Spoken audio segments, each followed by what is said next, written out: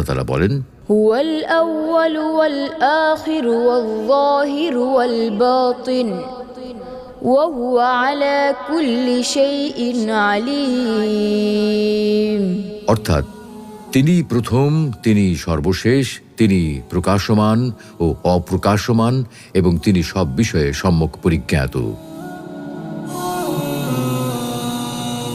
উল্লেখিত আয়াত থেকে বোঝা গেল যে আল্লাহ রাব্বুল আলামিনই প্রথম, তার পূর্বে কিছুই ছিল না, এবং তিনি সর্বশেষ, তারপরেও কেউ থাকবে না। অর্থাৎ আল্লাহর সাথে সময় বা কালের কোনো সম্পর্ক নেই। আল্লাহর কাছে কোনো অতীত নেই, কোনো ভবিষ্যৎও নেই। রাসূলুল্লাহ সাল্লাল্লাহু আলাইহি ওয়াসাল্লাম এভাবে দোয়া করতেন, আল্লাহুম্মা আনতাল আউয়াল ফালাইসা ক্বাবলাকা শাই ওয়া আনতাল আখির ফালাইসা বা'দাকা শাই ওয়া আনতাল যাহির ফালাইসা ফাওকাকা শাই